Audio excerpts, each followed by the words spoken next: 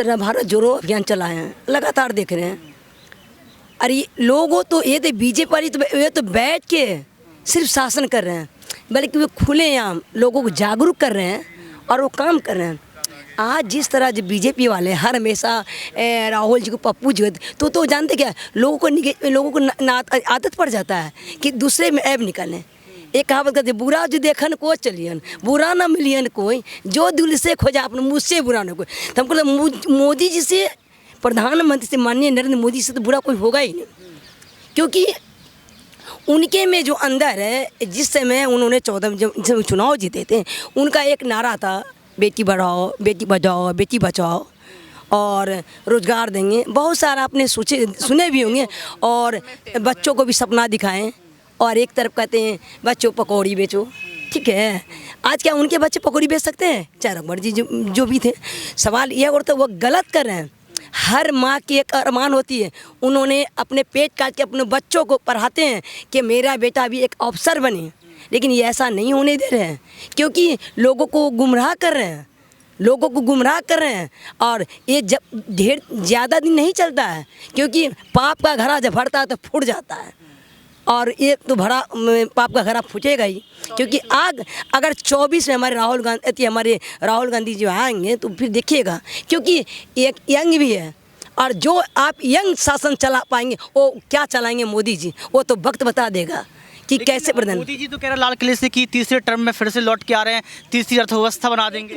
सपना देखना तो कोई बुरी बात नहीं, वो सपना हमेशा देख रहे हैं। अभी आप बनने वाला नहीं है, वो पप्पू बोलते हैं, उनको शर्म नहीं आती पप्पू बोलने में? जो दुनिया के सबसे बड़े यूनिवर्सिटी से पढ़े हुए, कैम्ब्रिज से पढ़े हुए हैं। क्या अहंकार, रावण का अहंकार तो ठहरा ही नहीं, इनका अहंकार क्या ठहरेगा। और मोदी जी के बारे में एक स्लोगन देना चाहती हूँ कि मुंगेरी लाल के सुहाने सपने हैं जो कभी पूरे नहीं होंगे। भारत की जनता ने उन्हें नकार दिया है, चाहे युवाओं की रोजगार की बात हो, महिला सुरक्षा की बात हो, किसान भाइयों की बात हो, महंगाई की बात हो, या मणिपुर और हाथरस जैसी घटना की बात हो। तो पूरी तरह से ये फेल्यूर प्रधानमंत्री हैं। इन्हें तो ये लज्जा आनी चाहिए था कि हम अपनी बेटियों को, अपनी बहनों को सुरक्षित नहीं कर पाए। हम तो यहाँ से दिल्ली से या ICC से यही संकल्प लेते हैं और ये आवाज़ उठाते हैं कि अविलंब इन्हें इस्तीफा दे देना चाहिए, इनसे देश नहीं संभल रहा है। इस्तीफे की बात कर रही हैं, सहमत हैं?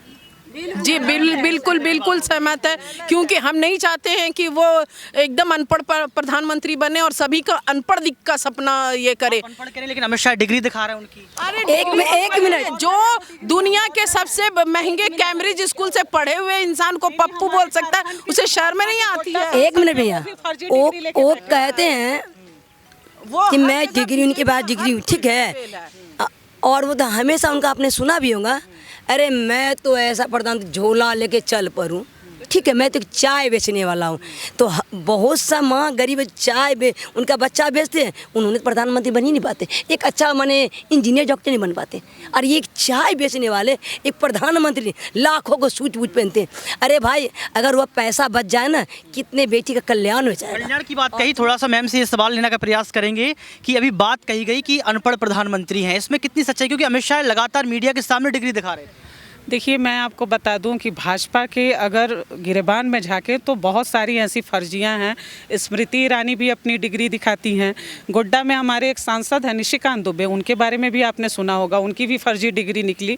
तो मैं ये भी दावे के साथ कहती हूँ कि केंद्र के गृह मंत्री और हमारे प्रधानमंत्री, इनकी भी फर्जी ही डिग्री है। अगर इनके पास डिग्रियाँ होती तो इनका ये समझ होता कि हमारे देश के युवाओं को कैसे हम आगे बढ़ाएं, महिलाओं को कैसे सुरक्षित करें, किसान भाई जो हमारे अन्नदाता हैं उनको कैसे हम मदद करें। प्रधानमंत्री नरेंद्र मोदी ने संसद में एक जिक्र किया था, एक फोटो का जिक्र किया था, जिसमें इंदिरा गांधी जी बैठी हुई थी, एक तरफ छोटी सी प्रियंका गांधी और राहुल गांधी बैठी हुई थी, बीच में एक केक रखा हुआ था। तो उनका ये निशाना उन्होंने टारगेट किया कि ये रईस फैमिली से हैं, इनका ऐसे जन्मदिन मनाया गया, जबकि हम गरीब फैमिली से हैं, हम ज़मीन से उठे हैं। ये प्रधानमंत्री ने कहीं ना कहीं उस फोटो के माध्यम से जिक्र करते हुए दिखाया। तो आपको लगता नहीं है कि ये सही बात है?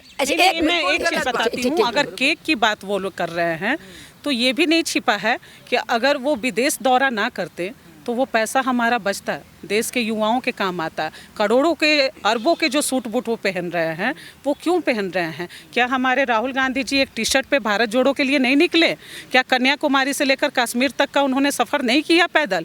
तो ऐसा क्या है, प्रधानमंत्री, मैं तो दिल्ली भी उनको कभी पैदल नहीं चलते हुए देखी हूँ।